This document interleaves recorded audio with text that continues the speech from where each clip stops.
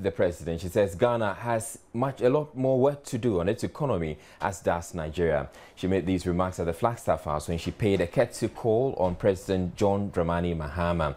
The president, on his part, made a strong case for regional integration.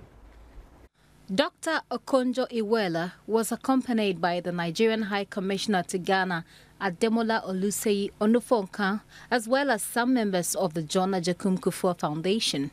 She was at the Flagstaff House to officially inform the president about her mission in Ghana. She congratulated the president on his election victory and urged him to work to meet the high expectation of people, especially with the management of resources such as oil. I want to congratulate you on what you've been able to do to manage the economy so far. You've been managing to grow with more inclusiveness than we have, for example, in terms of inequality, which is a problem for all of us. We congratulate you on some of the laws you have to help you manage your natural resources. I was discussing with the finance minister some of the macro conditions, which I think you have a lot more work to do. So do we in our country. What managing natural resources is huge. Because the pressure when you do that, for people to feel that there's so much money in the economy and you can spend is tremendous. And if you don't deliver a better livelihood for people when they feel they've got oil, they've got this, then it's a big pressure. The Nigerian finance minister will be delivering a lecture on what Africa can do to claim the 21st century. President Mahama conceded that both Ghana and Nigeria have common challenges, but added that Ghana will, among others, take a cue from Nigeria's intervention in the banking sector.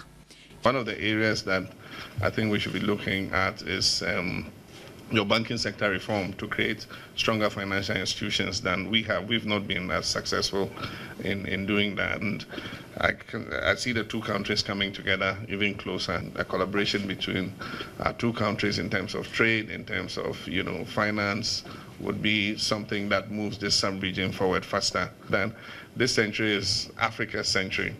And we're beginning to see some successes. If we're able to identify what we're doing well and continue to push it, I'm sure that the next emerging sets of countries will be coming from Africa, as people have predicted. I'm happy you've met our new Minister of Finance. I'll urge you to work closely together, share notes, from time to time, and it can only inure to the benefit of our two countries. He was optimistic the stronger the ties are among nations in the sub-region, the farther the continent will go to become more relevant in the 21st century. Members of Parliament are accusing President John Mahama of appointing and swearing in members of the Council of State without consulting them. The newly constituted council, chaired by Cecilia Johnson, was sworn in earlier this week. The MPs insist the president violated the standing orders by failing to inform Parliament before appointing and swearing in the Council of State members. Second-D MP Paposo Ankuma raised the issue, quoting Standing Order 172 of the House, which states that the president is obligated to bring his ministerial and Council of State nominees before the Appointment Committee of Parliament. So, our standing orders, probably, I don't know, envisaged Parliament taking a position in respect of nominations by the president for membership of the Council of State. However, since I entered this Parliament in 1997, no formal process has been put in place. I'm just bringing this to the attention of the House so that we, as it were, think about this particular standing order. He added that the president was therefore expected to have brought his nominees before Parliament to be vetted and approved. The issue drew a lot of comments on the floor of Parliament. A particular standing order that has been referred to by the honourable member, read together with the relevant article, requires that we do a bit more of a closer reading and interpretation taking both the standing order and the Constitution together. In situations where appointments are to be made, with the advice of a particular institution, it is clear. In other situations in which it has to be in relation to consultations, it becomes a bit dicey. Mr. Speaker, on the Council of State, we shouldn't create the impression that the elected members are superior than the than the president's nominees. So there's an understanding that those that the president are nominating, who are not going through election, Parliament should fashion a way. So our first meeting of the Appointments Committee this year, this side of Parliament, it was generally decided that, yes, we should fashion a way and bring all those people to us. But there's a difference between like pure approval, as the Honorable Majority Leader said, and constructing a pathway for us to follow. Nevertheless, nobody thinks that it shouldn't come. The Appointment Committee is already empowered to do that business and doesn't need any further instructions. So, Mr. Speaker, I would suggest that by way of improving our own processes and procedures, we could recommend, we could refer same to the Appointment Committee. And as I said, we are certainly in an area which is very unfamiliar to all of us. It hasn't happened before. Mr. Speaker, my own suggestion will be that a committee chaired by you, the Speaker, with the majority and minority leader and the chairman of the Appointments Committee can do this consultation on behalf of the Parliament, of Parliament, and okay it for the President's consent. Thank you. The House agreed to form a committee led by the Speaker, the chairman of the Appointments Committee of Parliament, and the leadership of Parliament to meet with the President and resolve the situation amicably.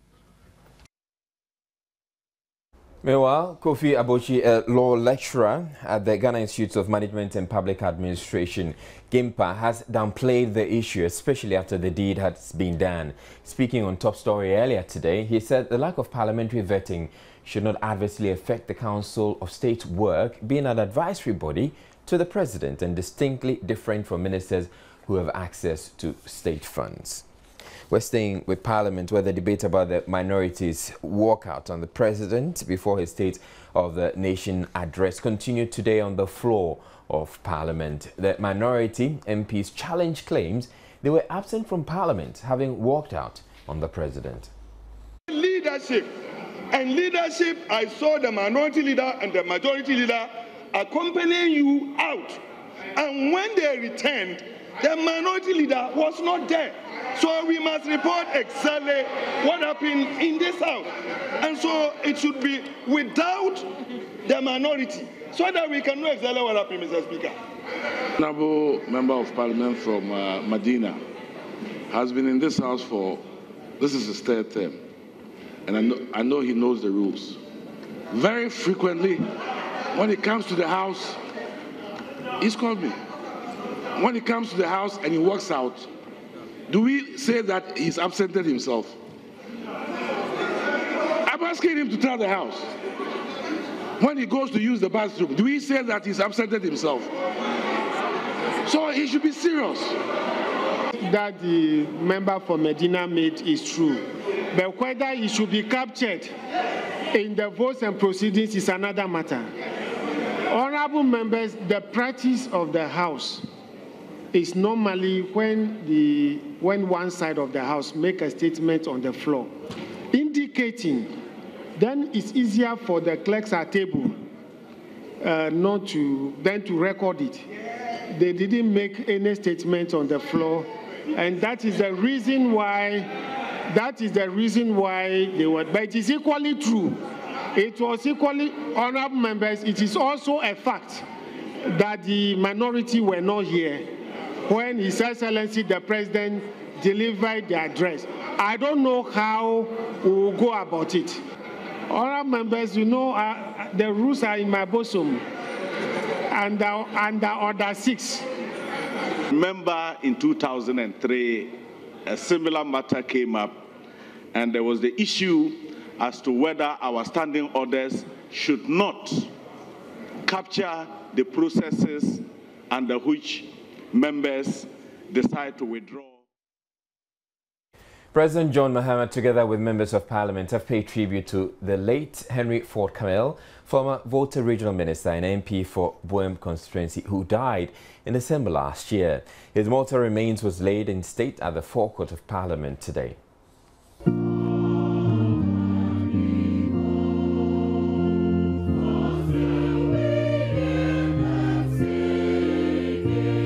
Family and close associates filed past the body, whilst members of parliament also had the opportunity to pay their last respects.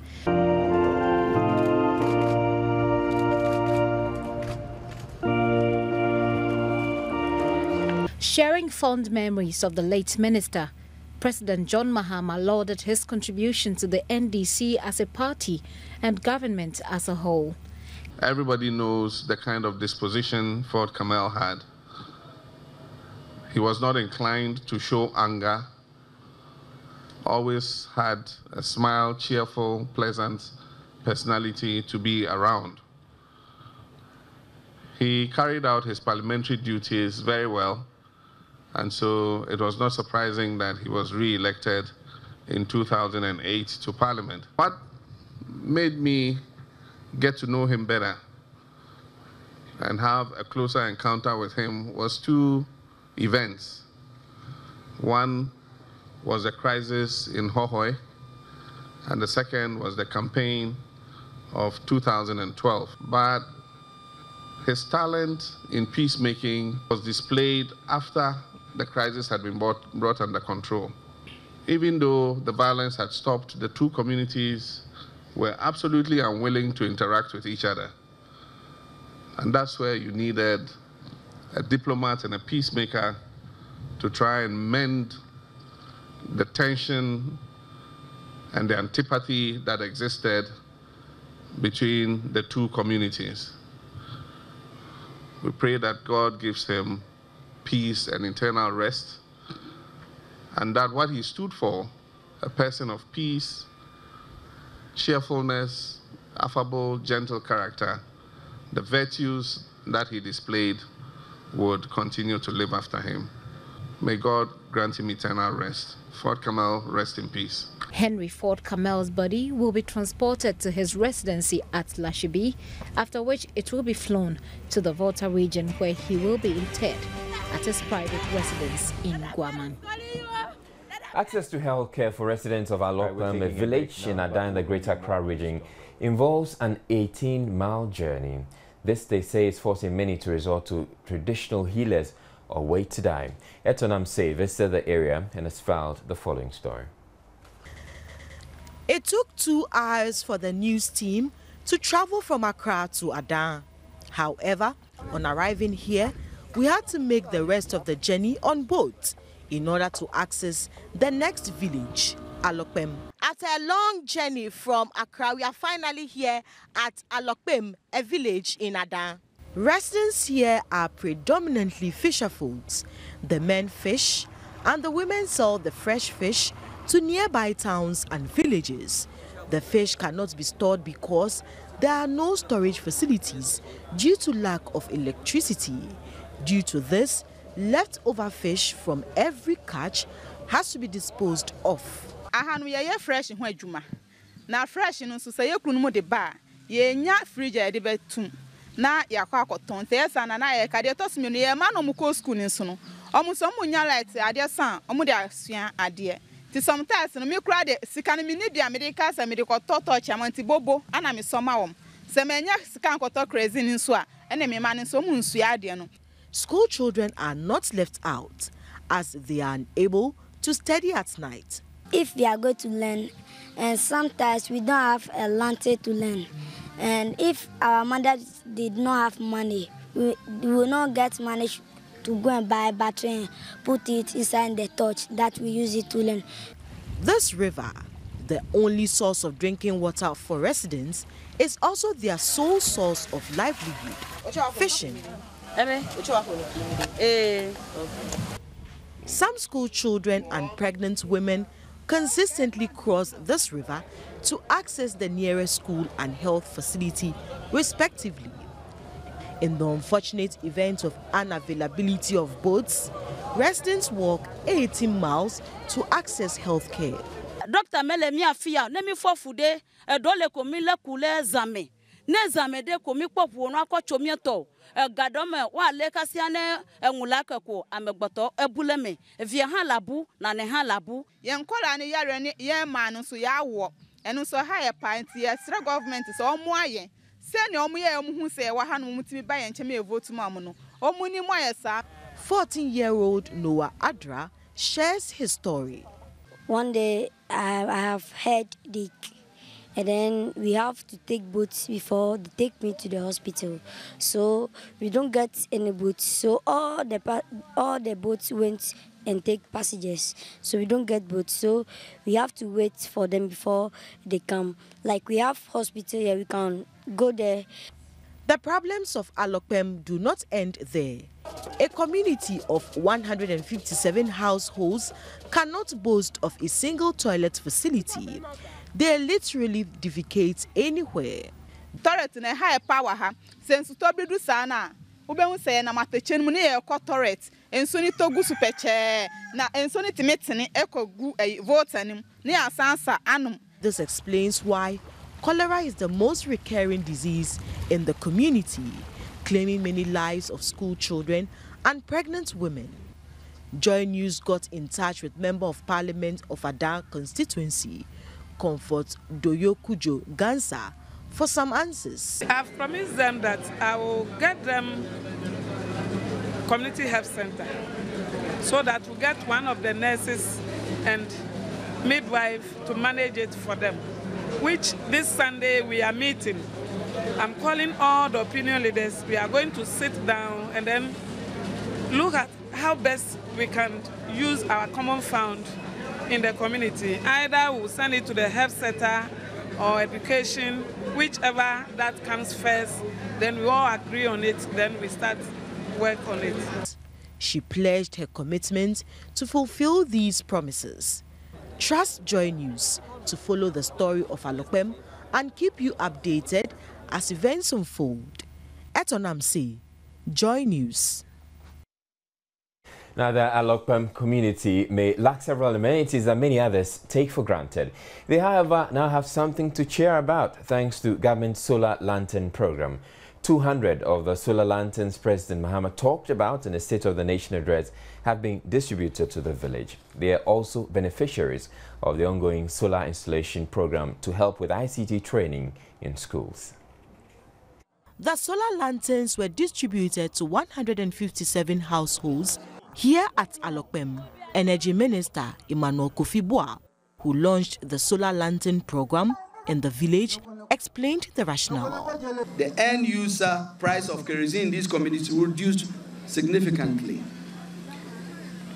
There are other benefits of using the solar lantern as well, and they include the elimination of the impact of smoke-related diseases on the health of women and children using kerosene lamps, mitigate the impact of climate change through the elimination of carbon dioxide emissions associated with kerosene lamps, and reduce the expenditure of rural people on energy for lighting, and to build local capacity and create jobs in the assembling and maintenance of solar lamps.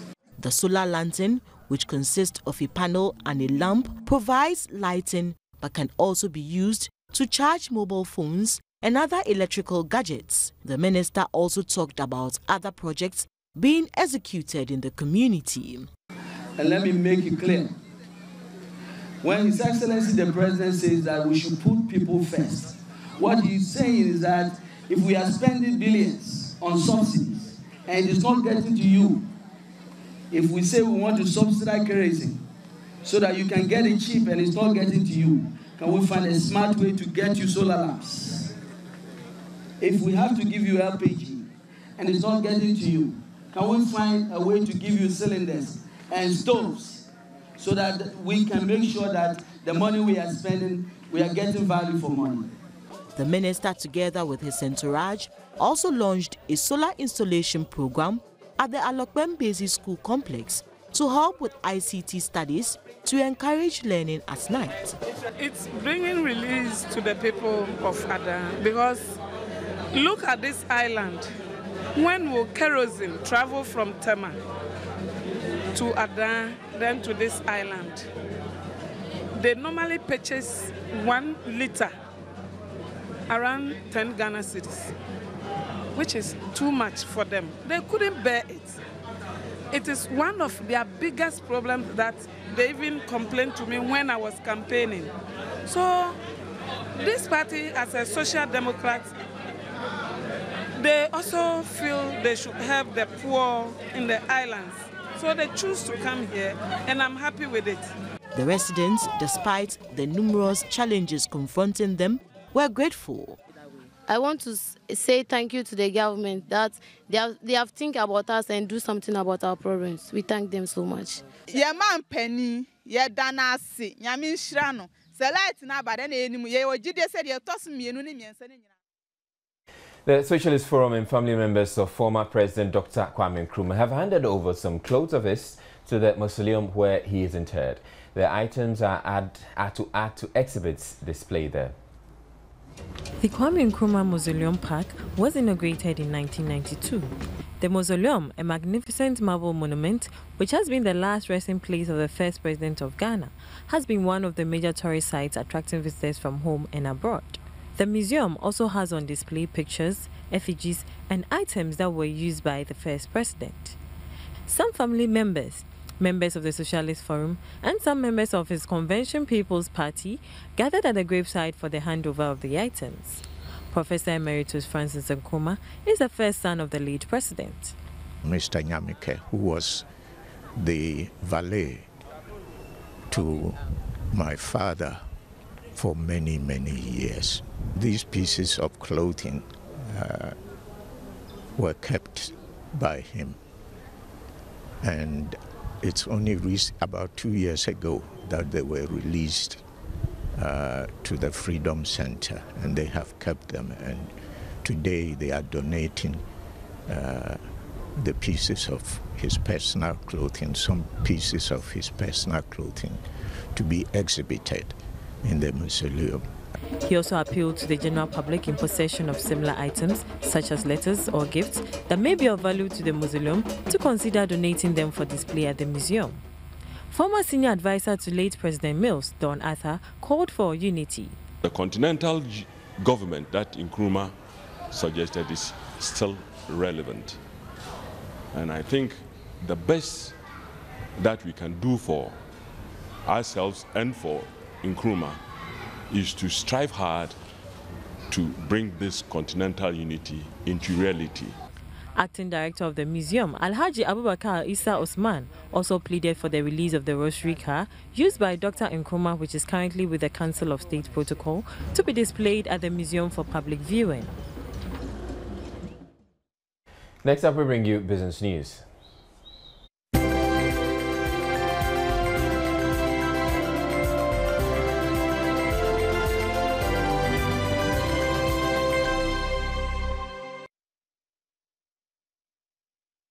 The Ghana Revenue Authority has organized a day seminar on transfer pricing for large taxpayers. It follows the passage of the legislative instrument on transfer pricing, which came into effect in September last year. Chief Inspector of Taxes, Edward Akpakli, explains the principle of transfer pricing and how multinationals take advantage to deny state revenue. It's like a brother and sister dealing with each other. The way they deal with each other is different from the way you deal with somebody who is not related to you. The issue is, if you don't deal with each other as if you are dealing with an independent person in an open market, there is the tendency of shifting profit to one person within that relationship. If I don't price the goods to you at the right price, if I'm supposed to sell something to you at 20 cedis and I'm selling it to you at 15 cedis, definitely I'm going to make what? I'm going to make loss, and then you are going to make the profit. Now, if you are in different jurisdictions, meaning that I will pay lower tax to my jurisdiction, and where you are, you may be making more profit, and you will be paying what? More tax to that jurisdiction.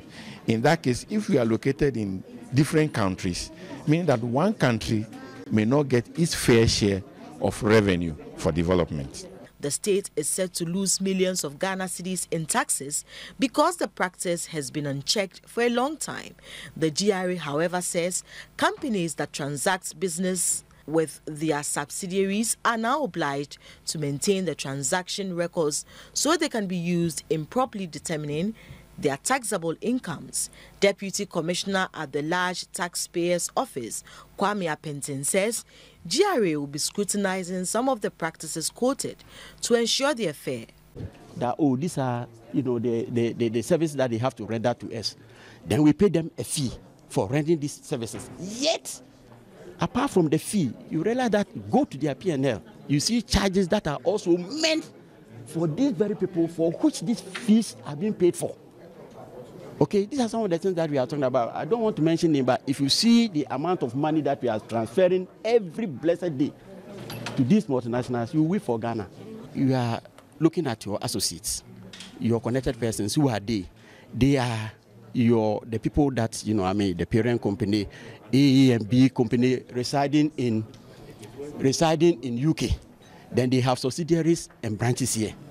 Okay, most of these multinationals, the same subsidiary or branches that are working here in Ghana. Okay, so what we are saying is that if there's any transaction, the price between the mother company and then the subsidiary is so much. The central question is that this price that is being offered, if it were being, the transaction is between that company and independent, would have charged that same price. So that is the central issue. The arm's length principle is that if you are dealing with an associate, the prices that you are offering to the associate, you ask the question, if it were an independent, would have charged him the same price. If not, then Commissioner General will have to look at it.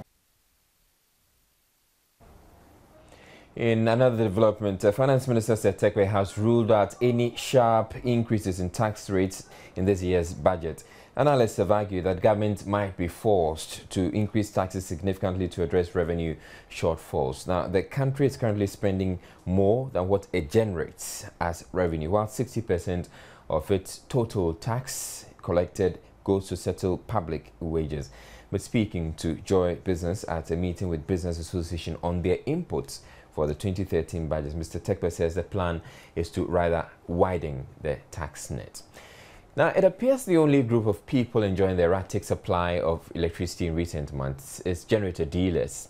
This is because for them, the current situation means more sales.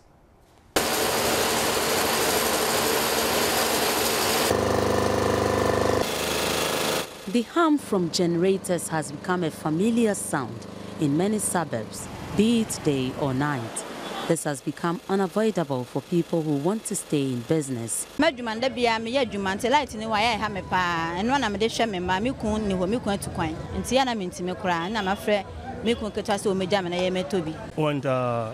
is a power outage, then I have to use my generator. And I believe that as a business entrepreneur, you have to equip yourself.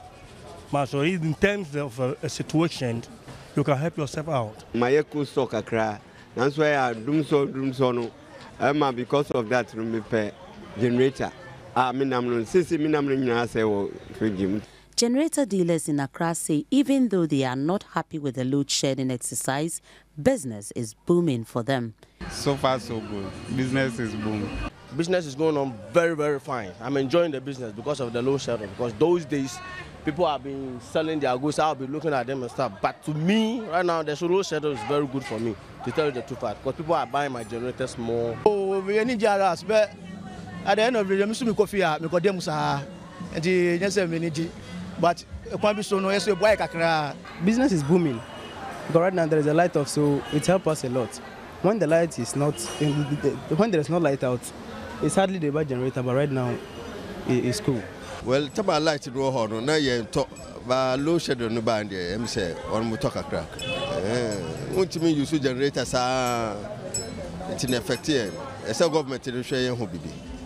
The price of a generator set ranges between 200 and 2,000 Ghana cedis, depending on how much power you want from it. The business owners, meanwhile, say they are at a loss as to why government has chosen to increase the price of fuel at such a time as this. Yeah, boy, car by any day. They to 2 gallons. If you have 200,000, and when you make one in 20. I'm quite by obeying the auto idea. And I don't know say light now where they also use it. Next in front of or phone also or charge man. That's unya light in front charge. So we lose customer. That's also obey the sort one idea. And do I the whole chair light no more petrol so use the car so that's how to petrol. With a prepaid meter a month we can spend like 30 Ghana. Unlike the generator where it consumes 10 Ghana for a day on fuel. Every day 10 Ghana. If you should run the whole day, and sometimes too, the whole day we won't get light. So definitely, it costs a lot. Those unwilling or unable to afford generators will simply have to hope they are able to maintain their customers until the problem is resolved. Certainly a tough call. Doka Sankume's report for Joy News.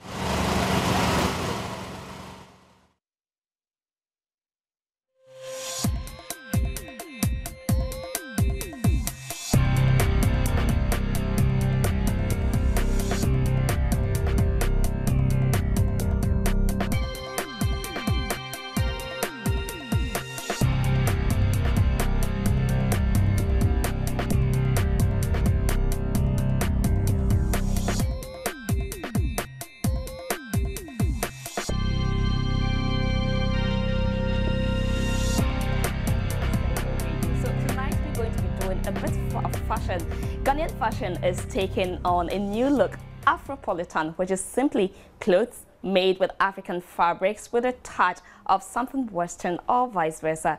Ghanian Fashion designers, both young and established, are fusing traditional African elements in their contemporary designs, and this is sure to make your head turn. So, if you haven't caught up with the Afropolitan look yet, it's not too late because there are more Afropolitan fashion designers getting on board.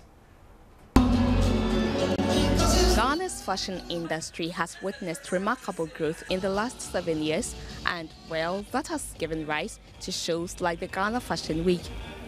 A few years ago, Ghanaians would only wear clothes made from local fabrics when attending church services or important ceremonies like naming ceremonies and funerals. But even then, it was mostly the elderly who rocked the local fabrics. But today, the story has changed. The latest designer to add to the growing list of designers working on the Afropolitan look is Ami Yomekpe. Ami is a young architect who also has passion for fashion. This passion has led her to create her own fashion brand, Afromod Trends, which concentrates on satisfying the woman with a taste for an Afropolitan look. I mean, the African print is going beyond the shores of Africa right now. If you've seen some of the collections of the foreign designers, they're actually using some of our prints in their designs, and I feel that, wow, that's amazing. But then we here are not even using it to the potential or to the level that they are using it, and I feel that we can go beyond that. Beyond what we are doing right now. So that's the direction that I want to take this clothing line into. Go beyond the shores of Africa, hit the international markets and show them that yes, we can also be on the same level as you. Yes. Due to an increase in demand for Afropolitan clothing, Ami is launching her latest collection called New Dawn this weekend. For many Ghanaian designers, including Ami, the dream is to see their dresses hanging in shops in New York, Paris, London, and Italy, of course. Sometimes making your own fashion statement is the best way to gain attention, negatively or positively. But tonight, Ghanaian celebrities and fashionistas can express themselves in as many colors as possible without fear of being criticized. The Club Evasion at East Legon is tonight hosting a colorful party known as the Color Blocking Party. It is the first of its kind, which will see fashion enthusiasts combine and mix colors in as many ways as possible without fear of criticisms. A After all, that is what fashion should be about, right? Being confident in what you wear. The color blocking party comes at a crucial time when color block has become the in thing for ladies of style. It is a trend where ladies in particular combine colors that ordinarily may not seem appropriate.